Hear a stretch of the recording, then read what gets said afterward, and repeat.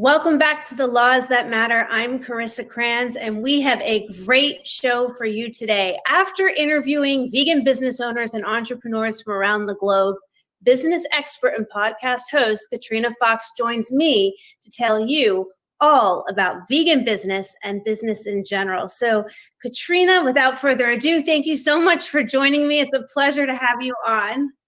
And it's a pleasure. Thank you so much, Carissa. I was recently on your podcast and being interviewed by you. So it's fun that the tables have now turned and I actually get to hear from you, someone who is absolutely interesting and has spent an incredible career interviewing some very interesting people. So I can't wait to hear what you have to say. So without further ado, who is Katrina Fox?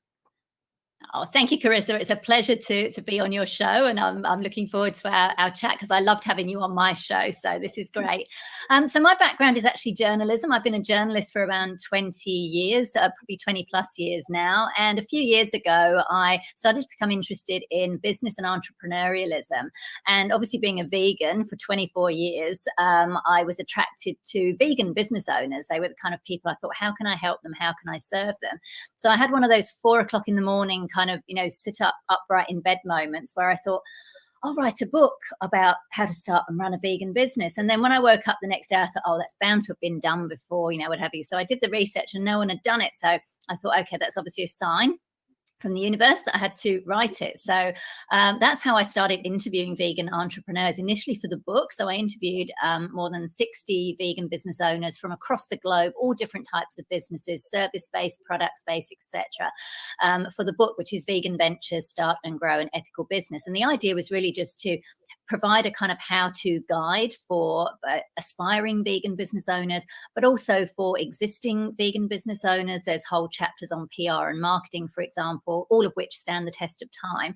And when the book came out, I thought, oh, I miss interviewing people because having been a journalist, I've interviewed lots of people over the years, from A-list celebrities through to just, people from all walks of life.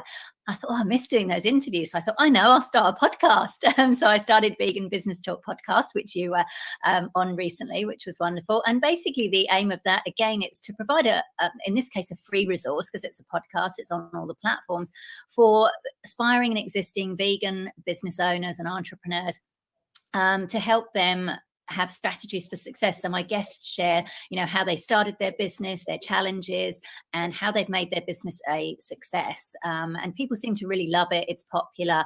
And I really love the fact, I just want to shout out to all the people who come on the show, yourself included, who are willing to come on and, share that information and share their strategies to create the world that we want, in which, of course, every business is vegan by default. Mm-hmm. So I love a couple of things that you said. Once it came to you in the middle of the night, like a sign from the universe. So one thing I always say is we live in a law-based universe, and signs and synchronicity is evidence of the universe. And when we talk about these things, I say these are the laws that matter. So you got this idea in the middle of the night, but there's a big difference between someone who gets an idea and goes with it. So what was it that really gave you the perseverance and the determination to see this through? Because we all have great ideas that we're inspired by, but it's a different level of success and entrepreneurial vigor when you actually can connect the dots from the idea to execution. So what was it that really pushed you to that next level? Because you launched an entire career from this middle of the night idea. Yeah, essentially. I guess because I thought, well, how can I use the skills that I already have through journalism to, create a business for myself, but also while serving people who I really want to serve and who are going to be making an impact on the world. And for me, that it has to be kind of default vegans. For me, that's, I think, is super important. But basically, you're right. I mean, obviously, people can have lots and lots of ideas, and I've had ideas over the years, but you don't do anything with them. I think it was just once I realized there wasn't anything out there, I became very excited. I thought, right, I'm into it. And what I did was I immediately reached out to people to interview them. Who do you know? I kind of got really kind of into it. And I think putting it out there publicly, because also we had, social media. So I literally put it out on all the social medias. I'm writing this book. Who should I interview? Keeping people in the loop. And I think once you do that, certainly for me, it was that accountability, because I thought, right, I've put it out there now. I've got to do this. I cannot look bad. Like, it was ego, you know, if I'm honest, that part was ego. It was like, I cannot look bad. You know, I don't want people saying, oh, Katrina Fox, she's really flaky, she doesn't follow through. Especially people who I interviewed. I mean, the lovely Victoria Moran, who I think we probably both know, who's a vegan pioneer. Bless her heart, she got up at 6:30 in the morning to do an interview. We didn't know each other back then. Someone had recommended her, and she got up at 6:30 in the morning to do a Skype interview for the book. So I was kind of like, right, people are now this isn't just about me anymore. Once I kicked off those first few interviews, I thought, these people have given me their time, their generosity. You know, some of them didn't even know me to begin with. They've got faith in me. They are placing their faith in me to finish this project. I have to do it. So I would recommend in a lot of ways. I know sometimes people don't necessarily want to share their ideas in case people steal them and all this kind of stuff. But for me, I think it's kind of like, look, just put it out there, because even if someone's doing something similar, it's not going to be the same, because only you can do what you do. So even if someone else, you know, writes a vegan business book, which they haven't so far, but even if they did, fine. You know what I mean? They're going to offer, you know, different information, and coming from them, they might reach a different audience. So I would say kind of, for me, certainly put it out there. And then, I gave myself a deadline as well. So I thought, right, I want to get this written and out there within 12 months. So obviously you've then got to sacrifice certain things. You know, I wasn't going out as much. I was working really long hours, weekends. I had to say to my partner, Tracy, look, you know, for these 12 months, I'm going to be full on doing this.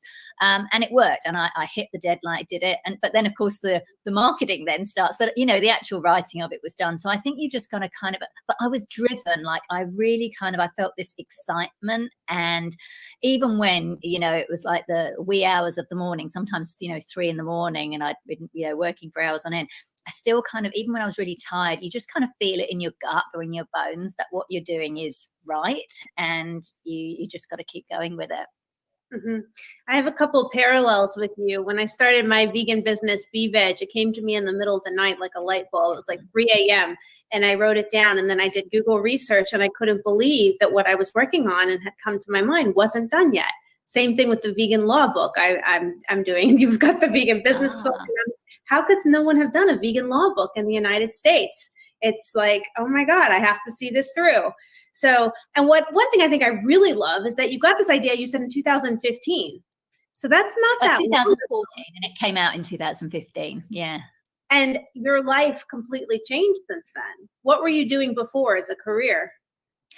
Journalism. So I'd been working, I'm from the UK originally. So I started my career in niche journalism, in HR journalism.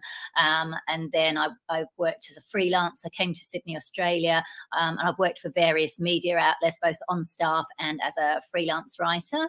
And in 2017, I wrote for Forbes for a year as well, specifically on vegan and plant-based business. So I kind of immersed myself in that sector. And obviously, you know, becoming from a journalism background, my kind of, I guess, speciality is in helping vegan brands to become more visible, particularly through PR. So I do PR consulting, and I have a program, an online course, particularly for smaller, because what I'm finding is with smaller vegan business owners and entrepreneurs, they might not have the budget to hire a publicist or a PR agency, but, you know, that doesn't mean they shouldn't be able to get in the media, but a lot of them don't know how to pitch journalists. And I cringe, you know, some of the pitches that I, you know, get and have got over the years. So I created a program. So it was really kind of, honing what skills I've got and then transferring them. And I also do content marketing. So, you know, I'll write articles and blog posts, you know, around vegan and plant-based business. So I guess it was, taking the skills that I already had and then pivoting, which is a buzzword of 2020, which I did, I guess, back then, to seeing how I could help vegan business owners and entrepreneurs. And how many interviews would you say you've done since you've started your podcast? Gosh, I'd say with the podcast, well, there's coming up, we've done 150 episodes. So I think, and then plus the book, I think in addition to the book, I'd say maybe coming up to maybe a couple of hundred in total. And how have you evolved with all these interviews and time? Do you find I think what I love is that I always learn something whenever I do an interview with anyone. And I think I never go into an interview with any preconceptions. I just, you know, I'll prepare, I'll put some questions together. But then depending on the person's answers, you know, we might kind of, you know, go off on a tangent. But I I just find that people are generally willing to share because of this particular Vegan Business Talk is a very specific type of podcast. So it literally is about the business. It can be about the entrepreneur as well. And sometimes people will share about that, but often it's really about the kind of, the strategies for success and how they made things work, how they overcame the challenges in regards to the business. And what I'm finding is that particularly vegan entrepreneurs, they're very willing to share. They don't mind sharing that, they stuff something up and, and then this is how they overcame it, because they actually want other vegan businesses to be in the world. So they're very willing to share. I don't know that you'd get that necessarily with just regular businesses that are solely in it for the profit and are not really interested in the ethics or the impact that they're having. So I just find that, my interviewees, are very willing to share their information, and I always learn something as well from them, which is great. Is there a common theme in all these interviews that you find with entrepreneurs and CEOs? I think lots of times, like even with you look like an overnight sensation, but I'm sure there's hurdles along the way that you might run into. And is there a theme? I mean, I'm not sitting there interviewing entrepreneurs and CEOs, but I am one. And I know there's a lot you have to go through and overcome. And people look at you like, oh, they're an overnight sensation or success. But the reality is, you just, in my case, you don't accept failure. You don't accept the roadblock. A roadblock forces you to just make a turn and to you have to be flexible and go with the wind and bend, and you can't be so structured. But I'm sure you have a lot of great advice, way better than me, because you've been interviewing and you're your own entrepreneur. I think a lot of it is consistency. It's just being out there. Like I say, some of the people I interviewed for the book, they hadn't heard of me, but then once you kind of put yourself out there, and I think the part of it is consistency, because there's a lot of people coming into this field, as we know, and that's great. But some people are just coming into it because they see it as a trend, something to kind of make a quick buck off. And if they don't see results instantly, they disappear.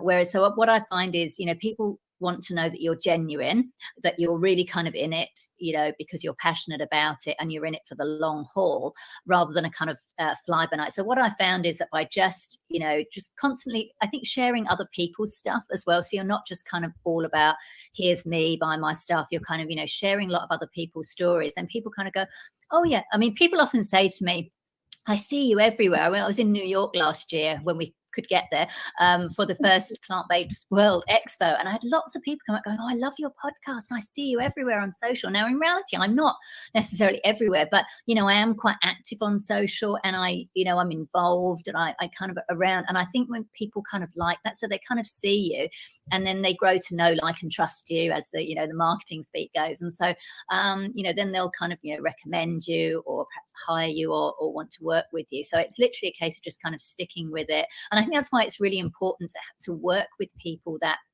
you genuinely want to work with and that you're passionate about helping and serving. And for me, that's, definitely, vegan business owners and entrepreneurs. And also more recently, I've created the Vegan Women's Leadership Network, which I started through COVID and then launched in July. And I'm really enjoying that. And we've got vegan women entrepreneurs, but also women that are working in jobs in the corporate world and for nonprofits.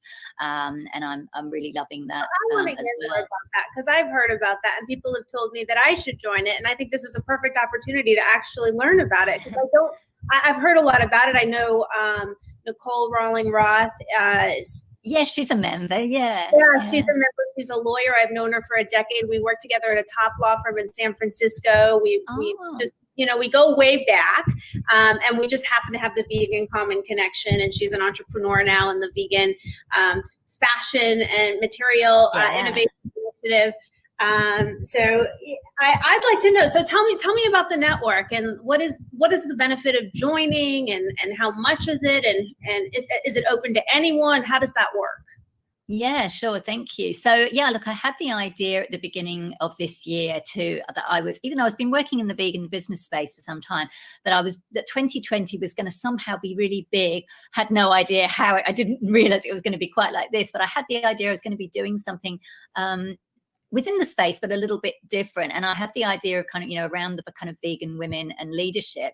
And I was going to run a physical event actually, but then COVID hit. And then I had the idea to create a membership-based network, which would basically bring vegan women together and just help them to provide resources and connections so that they become better leaders in their field. Now that could be anything. So yes, it could be people who are high up in the corporate world. It could be people who own their own business, who are entrepreneurs, but equally it could be people who are working in non-profits or even doing cool stuff in their local community, to just give them the skills, the resources, but also that community and that network to support them. And I think one of the most popular things from the network is the virtual meetups we've been doing from across the globe. I reached out to some people to ask them for some testimonials, like why they enjoyed it. And definitely the virtual meetups have been really popular. Collaborations have been happening, because what happens is that, and I'm sure Corinne, you're in a small group with people, even if you can't help them directly, someone, or you can go, oh, you should go to that website, or, oh, I could introduce you to so-and-so. Do you know what I mean? We all kind of know people or resources. So what we're finding is that's happening, and people feel very uplifted after they've, done these networking events. And then we also have some live webinar trainings in all different aspects of leadership, personal branding, marketing, etc., as a bonus. So that's for the premium members. It's $15 a month, or $150 for the year. And there's a directory, there's a private LinkedIn group as well. But I also wanted to make sure that we provide stuff for people who may not be in a position to join immediately. So there is a lot of free stuff, free content on the public-facing website. We've got the Conversations with Vegan Women Leaders podcast, which is on all platforms and YouTube. And we've also got some articles, of which I wrote one about you based on the interview you did, because and particularly your interesting background as a former ballerina turned super lawyer.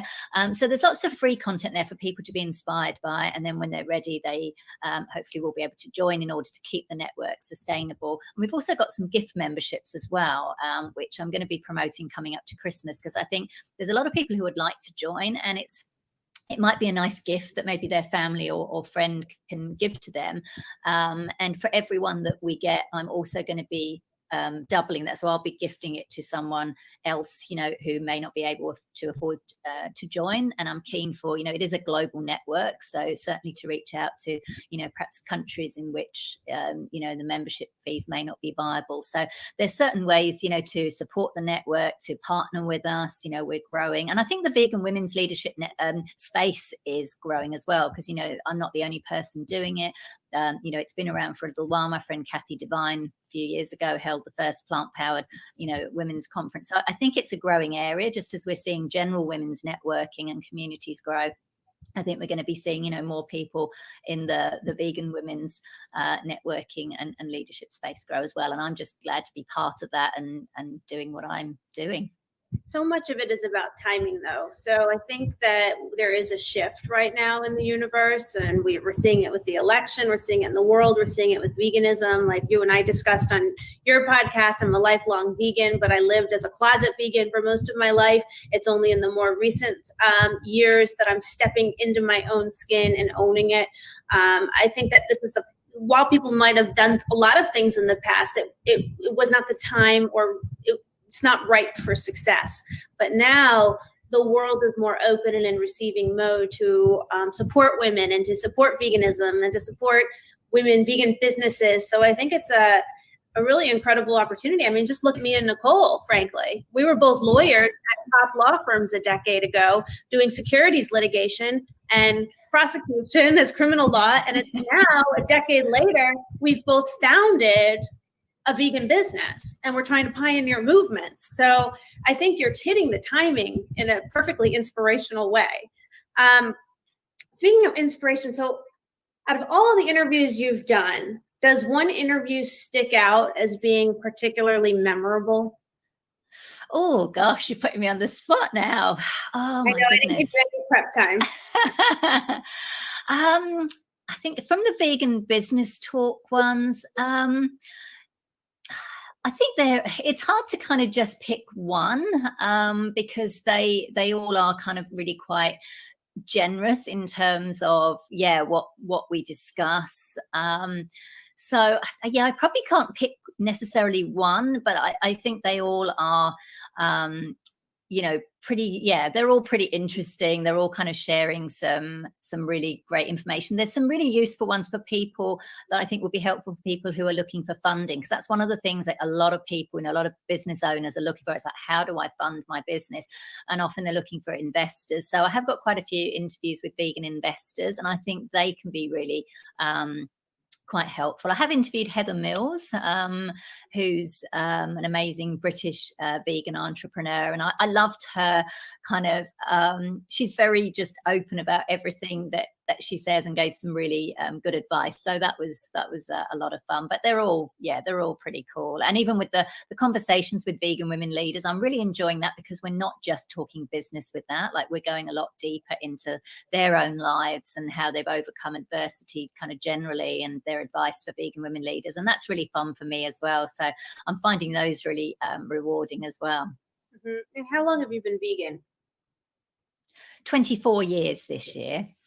And I wish I'd been a lifelong vegan like you. I know when you said that, it was funny. I think when I posted about you being a lifelong vegan, and then people were commenting going, oh, isn't that amazing? Oh, I wish I were. But you know what, having said that, I think we're all where we're meant to be. And, I obviously went vegan at the right time, but I went vegetarian when I was 11 without knowing what it meant.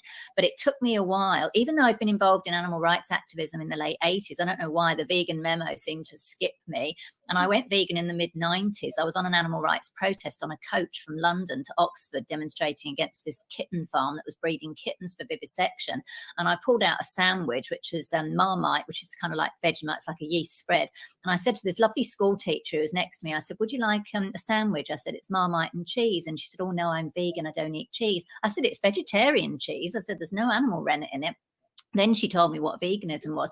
And when she explained the dairy industry to me, I was horrified. Like, my jaw dropped, because I'd been involved in the feminist movement for a few years. And I thought, how come it's not part of that? Like, we're talking the hijacking of, female reproductive systems, stealing of babies. How did I not know this? So it was quite a shock. I was one of those people that pretty much, once I knew, I sent off for my animal-free shopper from the Vegan Society in the UK, because this was pre-internet. It was like a little guide, and my shopping took me about twice as long back then, because I was eating a lot of processed foods and checking all the ingredients. But I pretty much went vegan straight away, and for a little while I kind of beat myself up a bit. I was like feeling really guilty, like, how did I not know this? But I think we come to it when we do. And now when I think back, like, I remember that I wasn't born vegan, and that I can remember what I was thinking, or what I was not thinking, or not even aware of sometimes. So I try and use it to remind me to try and be a bit more compassionate, because I think the longer you've been vegan, sometimes you can be a bit more judgmental and forget what it was like when you weren't. So yeah, but I love it, and it was definitely one of the best things I ever did. But we all have that, like, that aha moment, right? Even when we're born vegan, we have that aha moment when we make it a choice to stay vegan. Because when we grow up in a world that's not vegan, and we're doing a disservice to the vegan movement if we isolate ourselves with just vegans. We must assimilate, right? And so there's a choice that has to be made. And I mean, I remember my aha moment. So your aha moment was over a cheese sandwich with little kittens. Poor kitten. I love that. And that was when you were 11 years old? Oh, no, I went vegetarian when I was 11. So that would have been in the 70s. And then the mid-90s, it would have been about 96. So I would have been in, I don't know, 76. Oh, I would have been 30 then. So, yeah. But that's amazing back then. I mean, veganism is only now really turning a corner. So and how many years have you had veganism as part of your business message? Since the book came out, I think really since the past 5 years, I've really kind of honed in, and, in terms of who I work with, I've even had vegetarian companies, or businesses come to me and say, oh, can you, help me? And I'm like, when you've gone vegan, come back to me, kind of thing. I will occasionally help someone if they're not, as long as their business isn't unvegan. So I did help someone who's a guy who was in the leadership space. He wasn't personally vegan, but like his business wasn't not unvegan, like, do you know what I mean? So I kind of like, yeah, okay, I don't mind helping them out. But yeah, so in terms of who I work with, like at a baseline, you've at least got to be not be unvegan, if you know what I mean. And then best case scenario, yeah, certainly your business is not, selling or producing or making anything with animal products in it, because I want to kind of show that is possible, which is why, if I'm interviewing people on Vegan Business Talk, their business has got, like, I've had like PRs, like publicists pitch me, and when I'll say, is the whole product line now 100% vegan for the company, and they'll go, yes, and then they'll go, oh, except for these 2 products which have got honey and thing it. So, and then I'm like, okay, well, come back to me when you've switched them out. So I kind of do that to plant the seeds, and then they're like, oh, and it just kind of gets them thinking. But I want to show that you and reward those businesses that do it, because we want to show that, look, you can have which is what Nicole is doing, fabulous fashion. We can still look glamorous. I love sparkles and bling. We can have our makeup and we can have everything that we want, but we don't have to, harm animals and have animal products involved in that. And of course, it's better for the planet, and it's better for people and our health, etc. So, yeah, I think that was a long answer to your question. I love that you're vetting businesses to figure out how vegan they are, which is close to my heart and my business, which is traveling supply chains to ensure veganisms and doing root analysis and to ensure no cross-contamination and holding people to a standard and making them think through their process, because even when they think they're vegan, more often than not, there's a dot in the middle that's not vegan that needs to be swapped out. And it might seem insignificant, but the reality is it's very significant, because if you swap out that one dot, that one supplier, that one practice, it affects a financial pocket of someone else who then will lose a lot of business, and it all comes down to dollars, right? That's how our economies run. So if you can swap something out with a vegan option, then the vegan option wins, and the non-vegan option just lost an account, and they may rethink their practices. So exactly. And I love what you're doing. I think what you're doing is incredible. The fact that you're doing it, to such that level, and particularly, like you say, at that manufacturing level, and bringing it back to the dollars, so that they're doing it as a matter of course. So I think it's amazing what you're doing. I love it. Thank you. Yeah, we're about to announce a new accreditation in about a week. We're super excited about it. 17067. It's a conformity assessment program. So I'm looking forward to seeing when that's absolutely official, but it's in the works and it's almost there. But that really is taking the vegan certification process to a manufacturing level that has never been done before. So It really puts it brings accountability and integrity to veganism, which is long overdue. Brilliant. Congratulations. Yes, but congratulations on what you're doing. And one thing I love that you just said is how you were doing a lot with the feminist movements and the women's rights movement, and then you made the connection to veganism and animals. And I don't know how you deal with this, but people will come to me and they will not like vegans because they think it's too strict or they're too extreme over the animals. And one thing that I like to point out on the laws that matter is that there's different types of law. There's animal law, and then there's vegan law, which is very different, right? And those that stand for veganism should stand up against social injustice because they find compassion for the animals, but they also find compassion for Black Lives Matter, and they find compassion for women, and they stand up against social injustice. So I love that you made the connection as someone that stood for women's rights, and then that transferred and your consciousness expanded and said, well, wait a minute, animals, how did I miss that one? So how do we help others make that connection? Because I think most people on this planet are compassionate at heart and want to be compassionate, but there's some switch that's just off in their mind, culturally, traditionally, whatever it is, that they just don't make the connection to the violence or food on their plate or on the clothes that they wear or on the makeup that they put on. How do we be a part of that shift?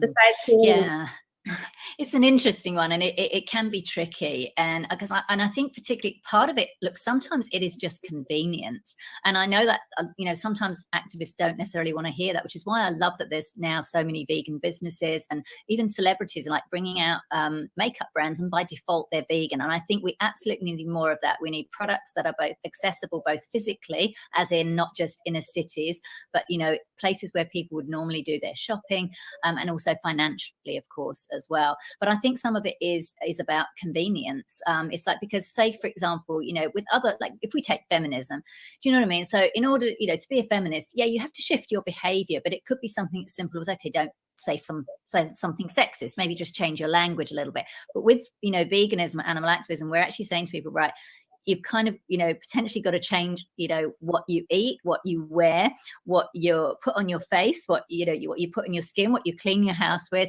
It's partly a convenience thing, I think, as well, that sometimes people can just get overwhelmed, or that, and they just don't want to know, which is why I think, again, having these amazing products that we can say, look, this is another option, and make it really easy for people to say yes. I think that's going to be, quite key. But I think as well, particularly with food, people often associate food with emotion. So for example, family gatherings, and, it can kind of upset them. And also I think deep down, I think sometimes as well, when you get that reaction, when you just say, you meet somebody new and you say, oh yeah, I'm vegan, or it just comes out that you're vegan, and their immediate reaction, I don't eat a lot of meat.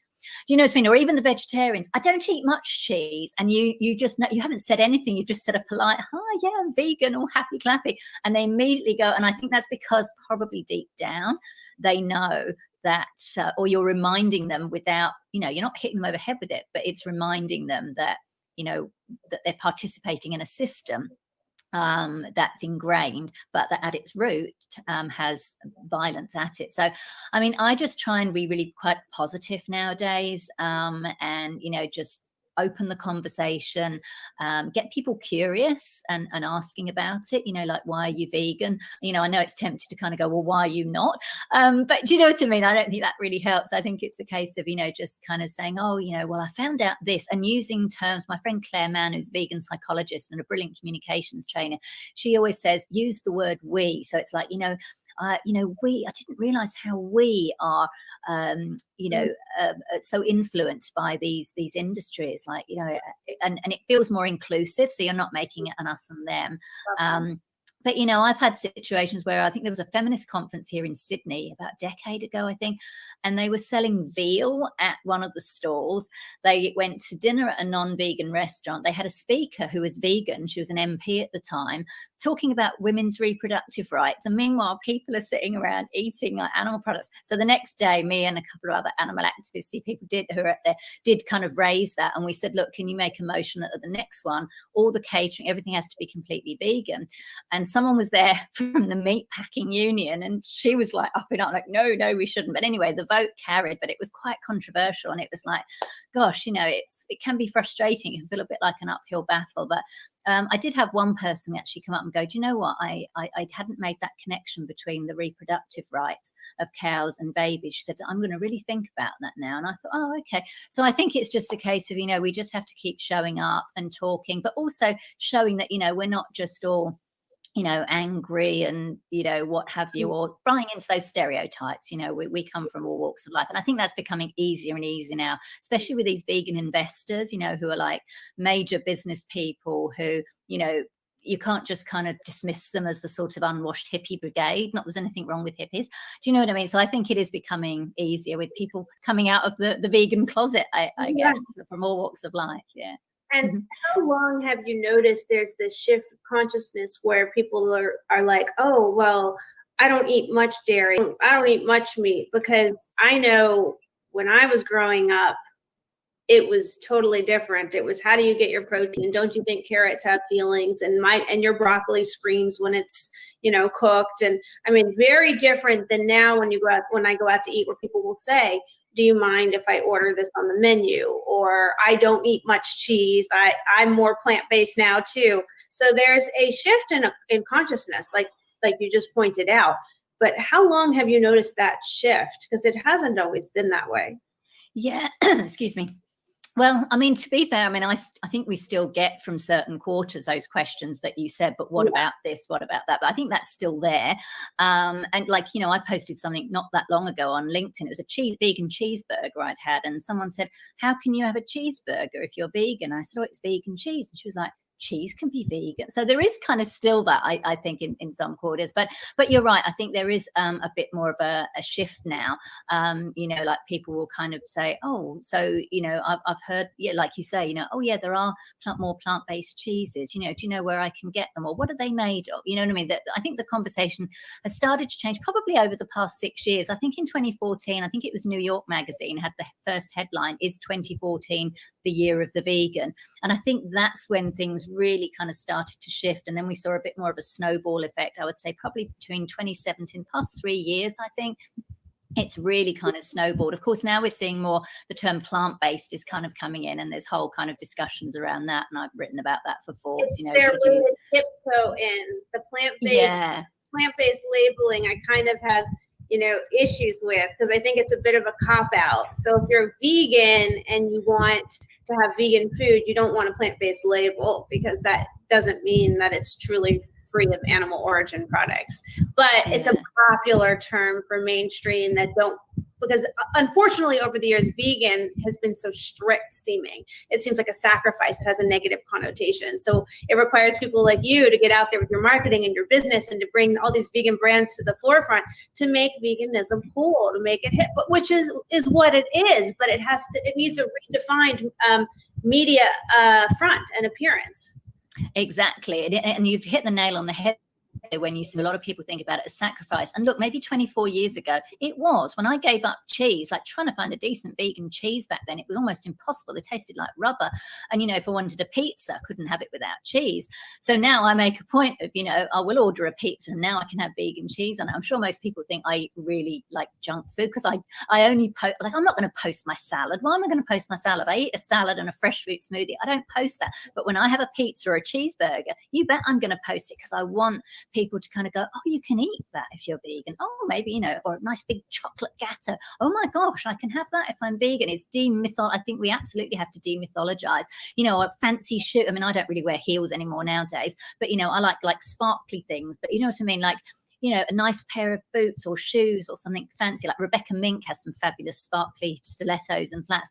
You know what I mean? You can post that kind of thing, and then people go, oh, that's vegan. And then you've got it, of course, with fashion, and I'm sure Nicole's going to be on that, is just, you know, getting the demythologizing that vegan shoes or vegan fashion is cheap and nasty and, you know, doesn't last for long. So I think it's kind of, there's lots of this overcoming those mythologies, but we're definitely seeing it happen. And I'm just so excited, you know, by organizations like Good Food Institute, you know, Nicole's Materials Innovation Institute. It's so exciting, you know, some of the tech that's happening to, you know, free animals from the you know, the consumption system, and which is also had a knock-on effect of being environmentally friendly as well, and typically also beneficial for human health. I'm not claiming that a cheeseburger is healthy, but I would argue that a vegan one is better than an animal-based one. So yeah, I think there's definitely a lot of exciting change going on, and we're really starting. I mean, certainly I've seen it even with journalism. Like sometimes I go to media events, like media launches and stuff, and I'll talk to like mainstream journalists, and I've had them. There was one where they tasted this vegan meat product here in Sydney, and they were like a real like mainstream kind of tabloidy journalist, and I just thought, what do you think of it? I didn't know who I was. I said, what do you think of it? And he was like, do you know what? So I'd have had no idea. Well, that's not a very good Aussie accent. It's like, oh, I'd have had no idea, you know, if you hadn't told me that this was plant-based. And I thought, now we're making the inroads. So yeah, I think it's quite exciting. And obviously we're seeing a lot of these big meat companies coming in, like they're recognizing, the smart ones are recognizing that, you know, and even rebranding, like Tyson, I think, is rebranded as a protein company, not just a meat company. So I think when it gets to that level, like I've never seen anything, I'm sure you haven't either. We've never seen anything like this in our lifetime, where these big companies who otherwise, you know, vegan companies, vegan businesses wouldn't even be on their radar. Now they're investing in them, they're buying them, they're getting in, they're recognizing this isn't a fad, you know, like the Atkins diet or whatever it is, or, you know, those silly things. You know, this is an actual trend. This is here to stay, because people generally, like you said, they want more products. I think you bring up a good point. I think Tyson was invested in Beyond in the Beyond Meat, and then he divested, saying he's not investing in their brand anymore. He's building. He's going to do their own, exactly. Yeah. And I know JBS, which is the world's largest meat manufacturer, they launched Planterra Ozo, which is certified vegan by BVeg. So, and they named it Planterra for the restaurant brand, and then Ozo for the store brands. So it's the same product, but they have them under different names, and those names are not associated with JBS. They actually bought out a Colorado-based vegan innovative lab to create these protein mushroom-based pea protein burgers and ground meat that is going to now compete with all the other brands out there, for better or for worse, competing with the vegan brands that are that to catch, but the reality is it's a win. If the meat industry is starting to invest in the plant-based market, that's a win, because that's automatic and immediate distribution for us. Yeah, exactly. And they're going to get on the grocery shelves. They don't have to fight for the space. They're going to get into all the restaurants because their beef is already in the restaurants. So now the options are going to start to become available. And if they have wins, they're not going to resist the movement. They're going to resist the movement when it comes down to them losing money. So hopefully it's a win-win all around, as long as we continue on the course of what's karmically correct. So I have a question. With all of the businesses that come to you for consultation or PR or media help or branding, do you mostly have startups coming to you that haven't gotten off the ground, or early stage companies, or well-established companies that are just looking to get a bigger boost in the vegan sector? Yeah, mostly the people that come, if they like one-on-one consult with me, particularly around, a PR strategy, for example, they're typically, in the startup stage, or they're kind of I guess you'd call them in America, the mom and pop level kind of brands, and that will come to me, and they maybe haven't got funding yet, so they kind of they're kind of looking how can they best spend in order to be seen. So some of them might be in existence already and just might want a bit of a boost over the Easter period or the Christmas period, for example. So they tend to be mine kind of like in the startup stage. I work a lot with like people who are coaches, authors, creatives, solopreneurs as well, as some of the more kind of smaller businesses that are starting out. But in terms of content creation, like in terms of articles and blog posts specifically around that, then certainly I'm open to working with like some of the larger companies who want that kind of thing. Do you have investors that come to you for products that they would like to possibly invest in? You get to sort of help vet the products? Not really. That's not really kind of my area.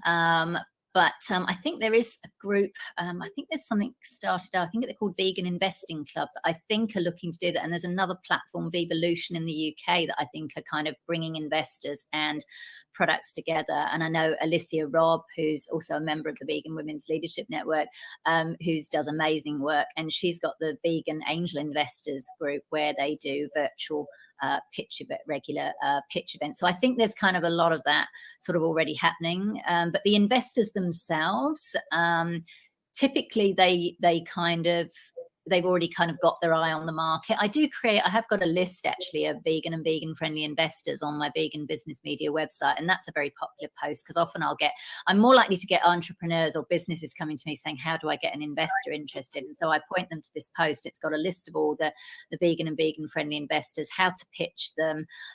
If I've done an interview with them, that's included. So that's, I think, really helpful for people to know, because sometimes a bit like pitching the media, often business owners, they just don't know how to do it, and they do it the wrong way. So this kind of just gives them a bit of help for free, and they can just, decide who the best investor might be for them. And then they can do it in the right way, because it is a learning curve. Yeah, I know.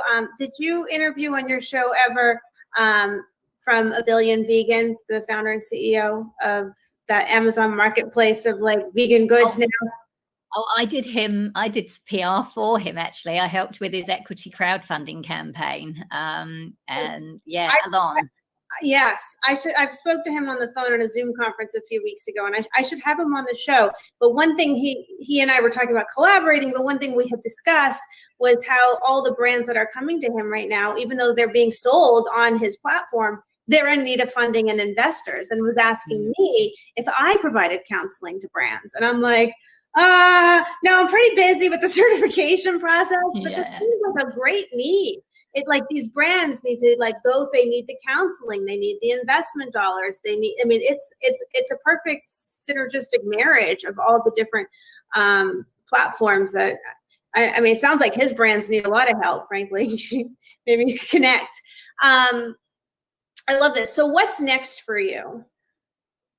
I think at the moment, I'm really keen to grow the Vegan Women's Leadership Network. So I'm busy kind of putting out the content and just attracting people to it. And I guess really for me, it's quite interesting, actually. I was having a chat with my partner, Tracy, today, and we were saying, you need to get comfortable with sales. And this is something I tell people when I'm coaching them or I'm consulting with them, and I'm having to kind of take my own advice at the moment. So I love creating content. So when I first created the network, I was kind of like, right, I pre-sold it, and I had a special offer, and I said, right, if enough people join by the end of April, I think it was, I'll do it.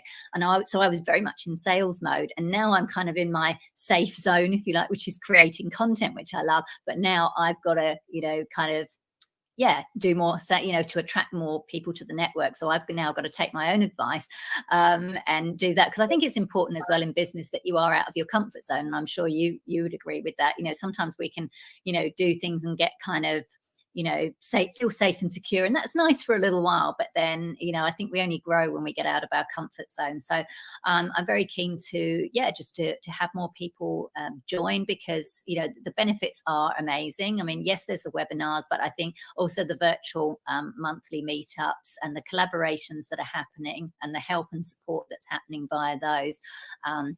It's definitely worth the $15 a month, or the $150 for the year. You get 2 months free membership. So I think that's kind of where I'm at the moment. But also letting more people know about my online PR course for vegan business owners and entrepreneurs, particularly, like as you said, some of these smaller brands, like the ones that Alon mentioned. Like, Alon hired me to actually do PR for him, but a lot of brands can't afford that, but they can learn how to do that, because getting in the media, as you and I know, it's free publicity, once you know how to do it.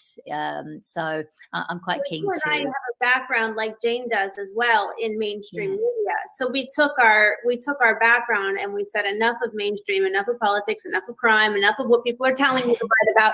I'm going to use the airwaves for things that I care about, for the things that matter. So you're able to take that guidance and help people. And even though we know what we're doing, like I know, I co-hosted the Amazon Prime cooking show, New Day, New Chef, with Jane on season 1, episode 3. And even Jane needed PR help, hired PR help, because even though she's a guru and an award-winning journalist and a go-getter, there's always the benefit of collaboration with others in the industry. Period. Oh, definitely. Story. It's like a web. I always say that your net worth is like your network. Your network is your net worth. Yes, very true. And I love Jane, actually. She's amazing. She's incredible. I first came into contact with her, about 10, maybe more, actually, about 13 or so years ago. And I ended up writing about, or she was included in an article I did for a mainstream publication here. And then I just watched her, and then she came out, and then, she was doing all this amazing stuff with veganism, had her own show on HLN. So she's kind of like my hero in terms of, vegan women journalists. I mean, look what she managed to achieve in mainstream media, and now rocking it with Jane Unchained. So I love Jane. She's fab. Someone that'll teach you to go outside your comfort zone, no matter how uncomfortable it is, and to be fearless in owning it, because that's what she does. I mean, I am always amazed when I'm in her presence at a press conference or anything she wants to cover, how she has no shame in getting up front and personal and close to get the story. Yes. Because she wants to reveal the truth. And that's one thing that's wonderful about Jane Unchained News, is she's out there getting the truth that the other mainstream media networks are not giving us right now. Precisely. Yeah. Where can people find your book? online on your website? Yeah, the paperback is available on Amazon and some of the other retailers. The ebook is also available on Amazon and other places, or you can get the ebook directly from veganbusinessmedia.com and get it in 3 different formats at a slightly lower price. And everything else, yeah, the online PR courses at veganbusinessmedia.com. And the network is at veganwomensleadershipnetwork.com. You blow me away even with that, though. I mean, you wrote a book, you've published it, you have it available in all these different formats. Who helped you? I published with my partner. We'd published a couple of books in a totally different other area back in the late 90s, before print on demand actually came up. Then we were commissioned by 2 mainstream publishers to put a couple of anthologies together. So Wiley and Taylor and Francis, which are like really big publishers. So we've had that experience of both self-publishing and mainstream publishers. So by the time I came to, in 2014, by the time I came to put this one together, I decided to, I kind of, knew how I was going to do it. But, obviously a lot of research and I hired professional. I was quite lucky. I won an award for journalism that I did, and it came with a cash prize. So I invested that into that. So I was able to hire, a really good designer, the typeset, person to typeset the layout. I hired an editor because even though I wrote it, you need someone else to edit it. Obviously, I proofread it and, read it again myself. But, so I did it all very professionally, but definitely hired outside help. I think if you're going to put something like that, in terms of a physical, tangible item, your book, I mean, it's your calling card, essentially. So, I wanted it to be of, high quality and high value. So it was a big year. It was a full year, a full on year. But I think if you're going to do something like that, really just kind of go for it and make it the best that you can. Mm-hmm. And what's the biggest piece of advice that you have to give to entrepreneurs who are aspiring to do all that you've really accomplished? I mean, you've built a business, you've done well with the media, you've authored a book, you host a successful podcast. So what's your biggest piece of advice? I love you're interviewing all these other successful CEOs and entrepreneurs, but you must have some of the best advice out there. Look, my main one, I know it sounds kind of twee, but is to actually genuinely believe in yourself, because I think imposter syndrome is very real. And I think particularly probably more so in women, and you don't often see it. I mean, I listen to other podcasts and I've heard women who are like mega successful, like on the outside. And then even they say they don't feel enough, or they kind of feel like they're a fraud and they're going to be found out. And I feel like that sometimes as well. And I'm quite prepared to say that, because I don't actually necessarily want someone looking at me and thinking, because, I do curate my social media, you'll very rarely see a photo of me with my glasses on and no makeup. But I don't want people to just kind of think, oh yeah, she's got it all sussed, it's all really easy and what have you. It is hard. And I absolutely have my days when I just think, oh my God, and I get major imposter syndrome and all the rest of it. So I really think, and I know that I love that you call yourself a spiritual lawyer. And I've gotten certainly back into spirituality myself, and just kind of coming back and literally not identifying yourself with what you do. That's been a big one for me, particularly with journalism. I've done that in the past, just realizing that you are enough, and just be consistent, believe in yourself as well as your product, your service. Even if someone else is doing something similar, only you can do it the way you do it. So just do it. I've never heard of imposter syndrome. Did you make that up? Imposter syndrome. No, it's quite a thing. No, it's an actual thing. There was research, because I can relate to it. I've just never heard. Yeah, there's an article on the Vegan Women's Leadership Network actually by Jane Harrison, who's an executive coach, and it's why imposter syndrome affects vegan women more. And how to overcome it. And she's got really good practical strategies on how to overcome it. She also did a webinar for members of the network as well, which is really good. So I'll send you a link, but it's absolutely real. Even, as I say, even with really super successful women, I was really surprised at some of the really high level women in particular. Of course, it affects, everybody, but certainly it seems to impact women a lot more. And I don't think people think that, we all look at other people's social media and think, oh, they've got it made, they must be super confident every day and totally believe in themselves, whatever. And, it's not always like that. So I think it's important that we share that side of things as well, in order to, and that's what I love about the network particularly, is that, you know, if someone is feeling like that, you know, they're in a community where people can really lift them up and support them, because I think that's really important. So yeah. I think that that's super important. I can even myself relate to that, where you go for things that are against the odds, and you already have some of your own self-doubt, and then you have all the doubt around you, compounding that doubt, that you can feel like, oh my gosh, maybe I can't do this. Maybe I am a fraud in some ways. But if you just go for it and you believe in yourself and you own your truth and you're speaking your truth, eventually you have to accept that someone's going to do it. Why not me? Someone's going to achieve this. Why not me? I mean, whatever you do in life, whoever anyone was that was great, they all came to this planet the same way we did. They're all going to leave this planet the same way we will. And they just had a certain level of bravery to them to go for it. So why not me? And I think that's I love that. That's brilliant. You can do it too. So how can we, because we're running out of time, how can people best find you, hire you, join the network, and you know, be part of this amazing movement that you're growing for women and vegan business owners?